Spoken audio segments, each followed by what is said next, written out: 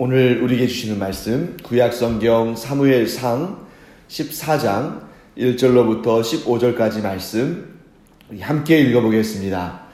하루는 사울의 아들 요나단이 자기의 무기를 든 소년에게 이르되 우리가 건너편 블레셋 사람들의 부대로 건너가자 하고 그의 아버지에게는 아뢰지 아니하였더라. 사울이 기브와 변두리 미그론에 있는 석류나무 아래에 머물렀고 함께한 백성은 600명 가량이며 아이야는 에봇을 입고 거기 있었으니 그는 이가봇의 형제 아이룹의 아들이요 비느하스의 손자요 실로에서 여호와의 제사장이 되었던 엘리의 증손이었더라. 백성은 요나단이 간 줄을 알지 못하니라. 요나단이 블레셋 사람들에게로 건너가려 하는 어귀 사이 이쪽에는 험한 바위가 있고 저쪽에도 험한 바위가 있는데 하나의 이름은 보세스요 하나의 이름은 세네라. 한 바위는 북쪽에서 믹마스 앞에 일어섰고 하나는 남쪽에서 게바 앞에 일어섰더라. 요나단이 자기의 무기를 든 소년에게 이르되 우리가 이 할례 받지 않은 자들에게로 건너가자. 여호와께서 우리를 위하여 일하실까 하노라. 여호와의 구원은 사람이 많고 적음에 달리지 아니하였느니라. 무기를 든 자가 그에게 이르되 당신의 마음에 있는 대로 다 행하여 앞서 가소서. 내가 당신과 마음을 같이하여 따르리이다. 요나단이 이르되 보라 우리가 그 사람들에게로 건너가서 그들에게 보이리니 그들이 만일 우리에게 이르기를 우리가 너희에게로 가기를 기다리라 하면 우리는 우리가 있는 곳에 가만히 서서 그들에게로 올라가지 말 것이요 그들이 만일 말하기를 우리에게로 올라오라 하면 우리가 올라갈 것은 여호와께서 그들을 우리 손에 넘기셨음이니 이것이 우리에게 표징이 되리라 하고 둘이 다 블레셋 사람들에게 보임에 블레셋 사람이 이르되 보라 히브리 사람이 그들이 숨었던 구멍에서 나온다 하고 그 부대 사람들이 요나단과 그의 무기를 든 자에게 이르되 우리에게로 올라오라 너희에게 보여줄 것이 있느니라 한지라. 요나단이 자기의 무기를 든 자에게 이르되 나를 따라 올라오라 여호와께서 그들을 이스라엘의 손에 넘기셨느니라 하고 요나단이 손발로 기어 올라갔고 그 무기를 든 자도 따랐더라. 블레셋 사람들이 요나단 앞에서 엎드러짐에 무기를 든 자가 따라가며 죽였으니 요나단과 그 무기를 든 자가 반나절가리 땅 안에서 처음으로 쳐 죽인 자가 20명 가량이라. 들에 있는 진영과 모든 백성들이 공포에 떨었고 부대와 노략군들도 떨었으며 땅도 진동하였으니 이는 큰 떨림이었더라. 아멘. 굉장히 긴 본문입니다만 이 가운데 아주 중요한 사건들이 담겨 있습니다. 자, 블레셋과의 전쟁을 앞두고 사무엘이 이스라엘 진영을 떠났습니다. 왜냐하면 사울이 하나님의 그 명령을 어기고 자기가 그 계명을 어기고 번제와 화목제를 자기의 손으로 드렸기 때문에 사무엘은 하나님께서 이 사울을 떠나셨다는 것을 분명히 알았죠. 그리고 이제 사무엘은 기브아로 올라갑니다. 자, 그 모습을 지켜본 이스라엘 백성들은 아주 간담이 높고 두렵고 떨렸을 겁니다. 왜냐하면 지금 사울은 아직 충분히 이스라엘을 지도하고 이끌 만한 그렇게 믿음직한 그런 왕이 아니죠. 거기에다가 그들이 정말 믿고 신뢰하는 사무엘 선지자가 전장을 떠났습니다. 그런 모습을 보면서 백성들은 두려운 마음이 들 수밖에 없고 당연히 흩어질 수밖에 없었죠. 그래서 여러분 우리가 지난 시간에 살펴본 것처럼 사울이 왕이 된 다음에 가장 먼저 한 작업이 항상 준비되어 있는 상비군을 모았죠. 그래서 그들의 숫자가 3,000명이었습니다. 그런데 지금 현재 사울에게 남은 백성은 본문의 말씀을 보면 대략 600명 가량이죠. 그러니까 숫자로 따지면 상비군의 5분의 1만 남은 것입니다. 자, 그런데 이 사울이 이 전쟁이 큰 전쟁인 것을 알고 나팔을 불어서 이스라엘 전역에서 군인들을 모집했습니다. 그러니까 아마도 적어도 수만 명 나왔을 겁니다. 또 혹은 수십만 명이 될 수도 있었겠죠. 그런데 그 사람들이 다 흩어지고 지금 600명만 남았기 때문에 이 상실감이 굉장히 큰 상태입니다. 남아있는 600명도 지금 마음이 굉장히 두렵고 또 떨린다는 것을 우리가 알 수 있겠죠. 하지만 여러분, 이 600명이라는 숫자가 사람이 보기에는 너무 작은 숫자지만 하나님 앞에서는 결코 작은 숫자가 아닙니다. 왜냐하면 여러분과 제가 잘 알다시피 이 기드온 사사가 미디안이라는 큰 나라의 군사들을 마주대에 있을 때 그때에 하나님께서 일부러 그 사람들을 다, 그 군병들을 다 보내시고 몇 명만 남겨두셨습니까? 300명만 남겨놓으셨죠. 그런데 그 300명을 통해서 하나님께서 미디안을 격파하는 놀라운 기적적인 역사를 이루셨습니다. 그에 비하면 지금 600명은 2배나 많은 거죠. 자, 여기에서 우리는 하나님의 숨은 의도를 찾아내야 합니다. 그것은 뭐냐면 하나님께서 지금 요나단의 입을 통해서 말씀하시죠. 여호와 하나님의 구원은 사람의 수에 많고 적음에 있는 것이 아니다. 오직 이 믿음은, 오직 이 고백은 하나님을 섬기는 사람들만 할 수 있는 고백입니다. 왜냐하면 믿지 않는 사람들은 이건 말도 안 되는 일이죠. 그래서 어떻게 해서든지 간에 군사의 수를 늘리려고 하고, 어떻게 해서든지 간에 무기의 질을 높이려고 하고, 어떻게 해서든지 간에 이 전쟁이 벌어지기 이전에 우리의 전력을 상대방보다 높게 만들려고 하는 것이 인간의 당연한 생각이고 그것이 이 세상의 지혜입니다. 하지만 하나님은 전혀 그것과는 다른 말씀 하시는 것이죠. 자, 먼저 이 부분 한번 보겠습니다. 오늘 본문의 말씀 보시면 누가 등장합니까? 오늘 본문의 말씀의 주인공은 누가 뭐래도 누구예요? 요나단과 그의 무기를 든 그의 신하죠. 몇 명입니까? 2명이에요. 그러니까 수만 명 모인 이스라엘 그 군사들을 통해서 일하지 않으시고 또 600명만 남은 그러한 상비군 그들을 통해서도 역사하지 않으시고 지금 누구를 통해서 하나님께서 역사하십니까?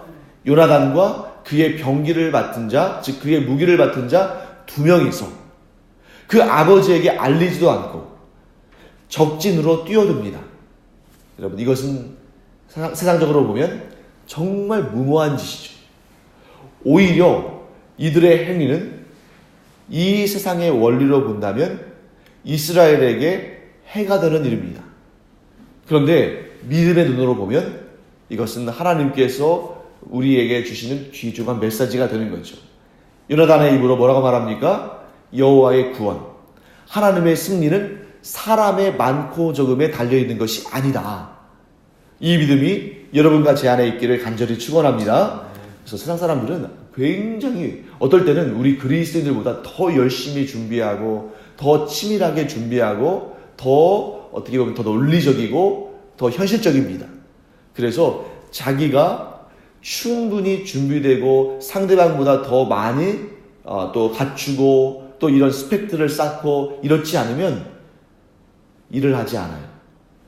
싸울 만한 그런 상황이 됐을 때, 이길 만한 상황이 됐을 때 비로소 싸우고 일하는 거죠. 그러니까 그것을 준비하기 위해서 얼마나 노력하겠습니까?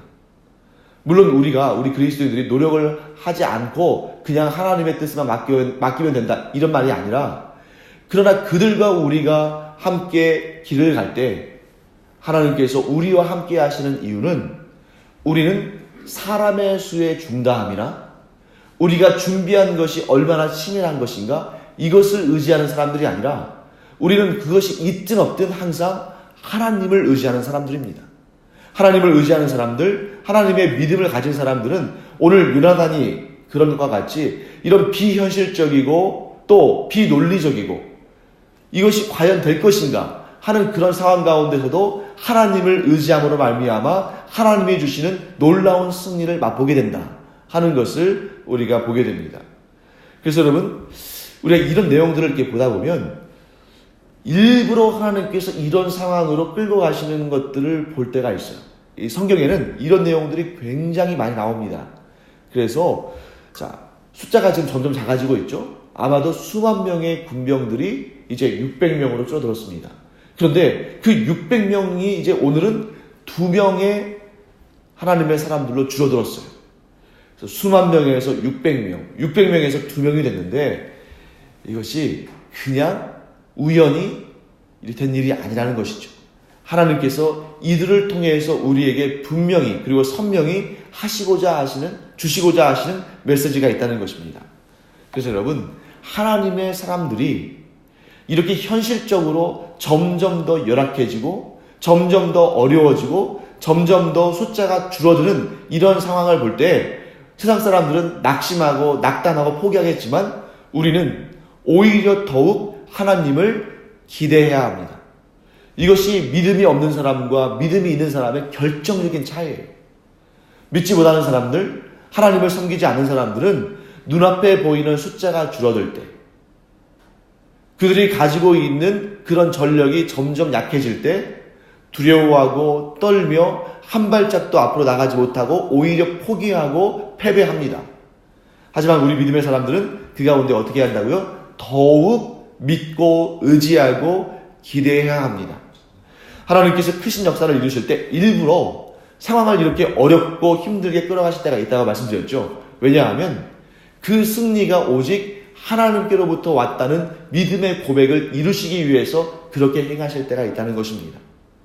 그래서 그러한 상황을 경험하고 정말 이것은 사람의 힘으로는 감당할 수 없는 일이다. 이것은 사람의 지혜로는 해결할 수 없는 일이다. 라는 그러한 고백이 우리 안에 있을 때 우리는 또한 이렇게 믿음의 고백을 하게 됩니다. 이것은 전적으로 하나님만이 일하실 수 있는 일이다.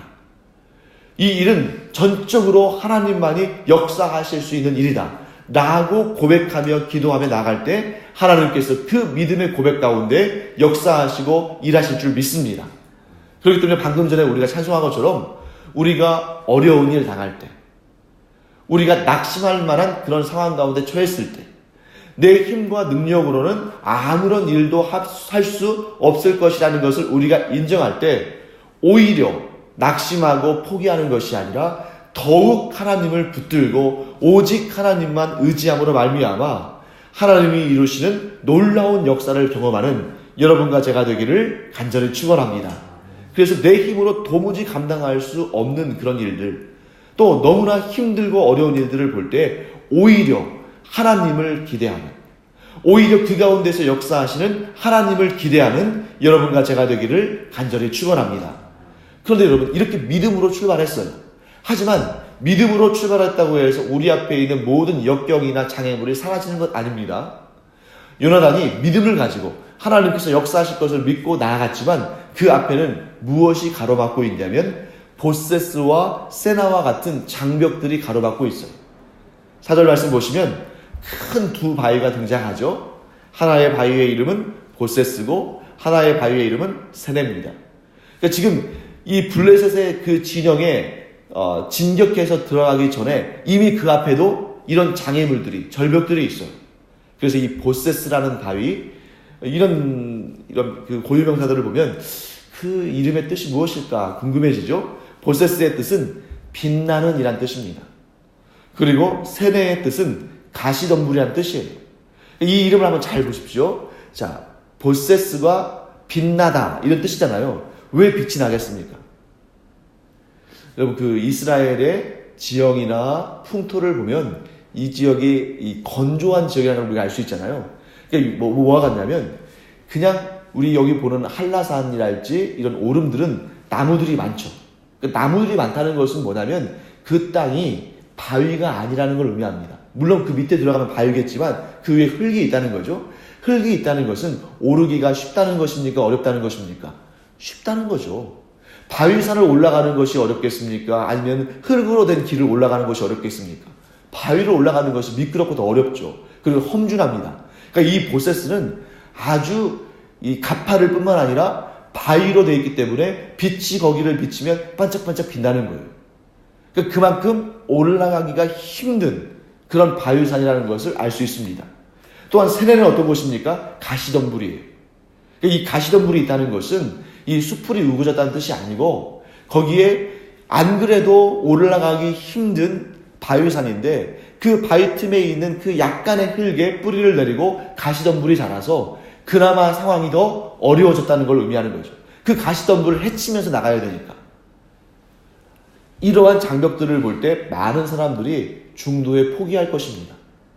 그 앞에 있는 블레셋 진영의 그 엄청난 수의 군사들도 두렵지만 이 현실의 작은 문제들도 그렇게 우리에게 호락호락 길을 내어주지 않을 때 우리는 그런 가시덤불 하나만 가지고도 또 마음에 낙심이 되고 어려움을 느끼고 포기하기 쉬운데, 요나단은 그 바위를 기어 올라가서 두 손과 두 발로 올라갔다고 되어 있잖아요. 기어 올라간 것입니다. 그런 고생과 그러한 고난을 감수하고 있는 이유가 무엇입니까? 여호와 하나님께서 어떻게 역사하실지 그것이 기대가 됐기 때문이에요. 하나님께서 하실 일들이 기대되지 않으면 이런 어려움과 수고를 감수할 마음도 생기지 않습니다. 오히려 하나님을 기대하지 않고 하나님이 하실 일들을 소망하지 않으면 조그만한 무슨 불평거리가 생기면 그것으로 인해서 조그만한 장애물이 생기면 그것을 핑계 삼아서 오히려 주저앉고 싶은 것이 사람의 심리인 거죠. 믿음이 없는 사람은 100% 그렇게 할 것입니다. 하지만 믿음의 사람은 그 장애물을 넘어서 그 험준한 절벽을 넘어서면 하나님께서 분명히 놀라운 역사를 이루실 것이라는 것을 믿음으로 확신하고 기대하기 때문에 그런 고난을 넘어서는 것을 결코 힘들어하지 아니하고 오히려 즐거워하고 기뻐한다는 것이죠. 사랑하는 성도 여러분, 우리가 살아가면서 탄탄대로만 가는 것이 아니라 우리의 삶의 그 고비고비마다 구성구성마다 이렇게 큰 바위산과 같은 정말 그런 어떤 장애물이 있을 수 있고 또 이런 가시덤불처럼 우리를 괴롭히는 이런 자잘한 문제들이 있을 수 있습니다.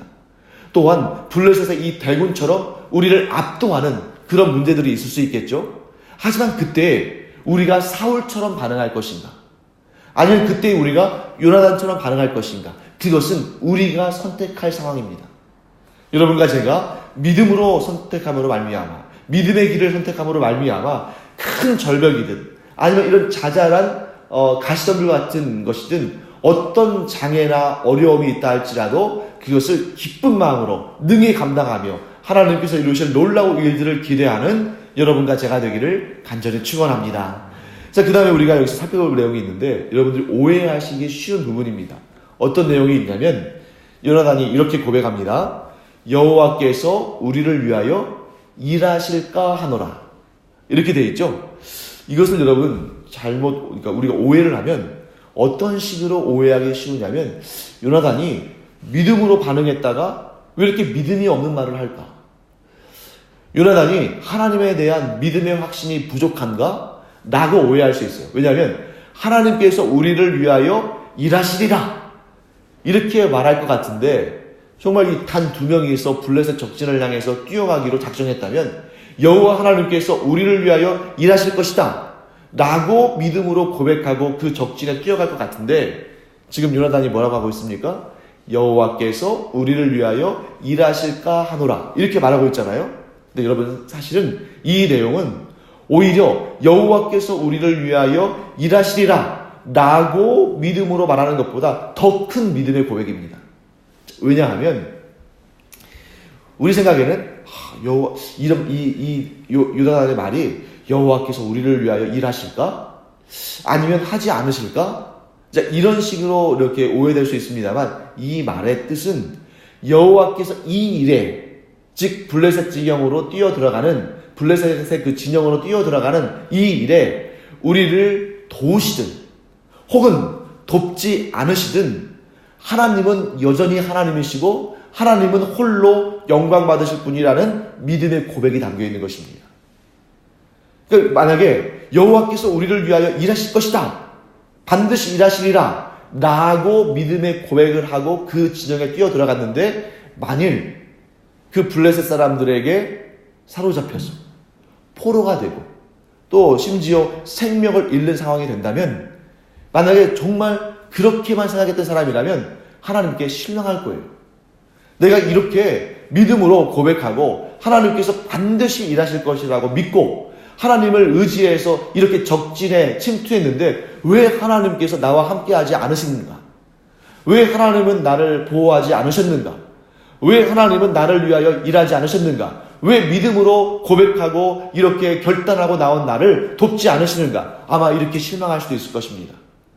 하지만 지금 요나단은 뭐라고 말하는 거냐면 하나님께서 이 일에 우리를 도우셔서 이 적진에서 우리로 하여금 놀라운 전과를 거두게 하시든, 아니 우리가 그 블레셋 사람들의 손에 잡혀서 감옥에 갇히든, 아니 심지어 우리가 그들의 손에 그들의 칼에 넘겨져서 죽임을 당하든, 우리는 하나님의 사람들이고 하나님께서 어떤 일을 행하시든 간에 그것이 하나님의 전적인 의지며 하나님의 선하신 역사라는 것을 고백하는 신앙인 것이죠. 그래서 마치 어떤 신앙과 같습니까? 다니엘과 그 친구들이 그리 아니하실지라도 하나님만 따르고 하나님만 섬기겠다고 그 바벨론 땅에서 고백했던 그 신앙의 내용과 같은 내용입니다. 사랑하는 성도 여러분, 우리가 기도하러 나왔죠. 이 기도의 자리에서 이와 같은 믿음의 고백이 있기를 간절히 축원합니다. 그 믿음의 고백이 무엇입니까? 내가 간절히 기도하지만, 그런데 하나님께서 나를 위하여 일하시든 아니면 내가 원하는 대로 이루지 않으시든, 하나님은 내가 평생토록 섬길 나의 하나님이시오. 하나님은 단 한순간도 나를 버리지 아니하시고 내게 가장 좋게 하신 분이라는 것을 믿는 그런 믿음으로 고백하는 여러분과 제가 되기를 간절히 축원합니다. 어떤 경우에는 내가 원하는 그대로, 내가 구한 그대로 하나님께서 응답하여 주실 때가 있을 것입니다. 그런데 어떤 경우에는 내가 구한 그대로 응답하여 주시기를 간절히 바라며 기도했는데 내가 구한 대로 응답하지 않으실 때도 있어요. 다르게 응답하실 때도 있고, 혹은 그 응답을 지연시키실 수도 있습니다. 그럴 때는 우리가 좀 낙심이 되고 마음에 사울처럼 조바심도 나고, 또 어떤 경우에는 또 이렇게 마음이 무너지기도 하고 할 수 있습니다만, 그러나 우리는 끝까지 여호와 하나님을 신뢰함으로 말미암아, 믿음으로 말미암아 하나님께서 어떤 응답을 내시든 저는 감사함으로 받겠습니다. 하나님께서 어떤 응답을 주시든 저에게 가장 좋은 것을 주신 걸로 믿고 받아들이겠습니다 하는 그런 마음, 그런 믿음을 갖는 여러분과 제가 되기를 간절히 축원합니다. 그 믿음을 하나님께서 그냥 못 본 척 하시겠습니까? 이 믿음보다 더 큰 믿음은 없는 거예요. 하나님께서 그 믿음을 보시고 칭찬하시고 또한 우리에게 가장 좋은 길을 내셨어.